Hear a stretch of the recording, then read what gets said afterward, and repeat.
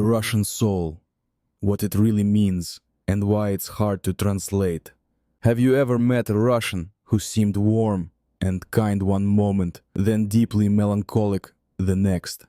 Or maybe you've read Russian literature and felt something profound, yet impossible to put into words. That, my friends, is русская душа, the Russian soul, a phrase so deeply ingrained in the culture that even Russians struggle to define it. But what is it really? And why is it so hard to translate? Today, we're diving into one of the most mysterious and fascinating aspects of Russian identity. By the end of this video, you'll have a deeper understanding of why Russians think, feel, and express themselves the way they do. So grab a cup of tea, Russian style, and let's explore the depths of the Russian soul. The phrase русская душа isn't just poetic, it's philosophical. It's an idea that stretches across history, literature, and even daily life. It embodies a mix of deep emotions, unshakable resilience, and a unique kind of spirituality. It's the passionate intensity of Dostoevsky's characters, the nostalgic longing in a folk song, and the way a Russian grandmother, babushka, will feed you even if you say you're not hungry. It's generosity and suffering, joy and sadness, all wrapped into one. One way to think about it, the Russian soul is like the winter in Siberia, beautiful, vast, and sometimes unbearably cold, but always awe-inspiring. You might be wondering, okay, but why can't we just translate it? After all, every language has words for soul, right? The problem is that русская душа carries layers of meaning that don't exist in English or other languages. It's not just about spirituality or personality. It's about a worldview. It's about seeing beauty in tragedy, embracing suffering as a part of life, and having an almost poetic relationship with fate. For example, in English, we might describe someone as deep or passionate, but in Russian, that depth is existential.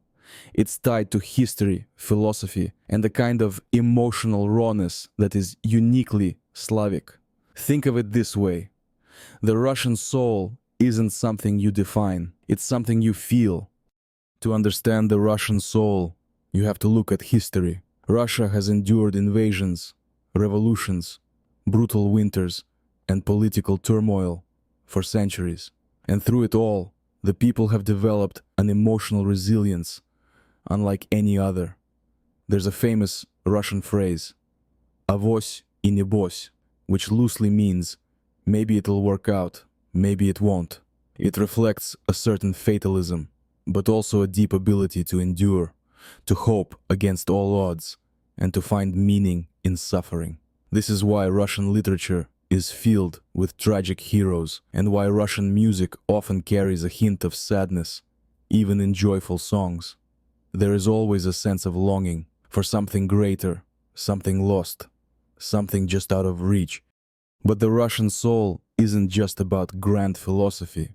It shows up in everyday life. It's in the way Russians pour their emotions into relationships, the way they'll invite you in for tea and insist you stay for dinner, and the way they can sit in silence for hours without feeling awkward. It's why a Russian might be blunt with their words, but fiercely loyal in their actions. It's why they find humor in dark situations, and why even the toughest Russian will get misty-eyed over a song from their childhood. So, can the Russian soul really be defined? Not exactly, but it can be felt.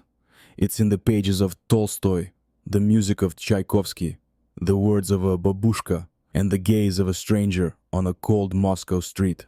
It's deep, melancholic, passionate, and resilient. It's a love for life mixed with an acceptance of suffering. And most importantly, it's something uniquely Russian, something that, no matter how hard you try, you can't quite translate. If you enjoyed this deep dive into Russian culture, make sure to like and subscribe for more. And tell me in the comments, have you ever felt the Russian soul? Let's talk about it. До встречи!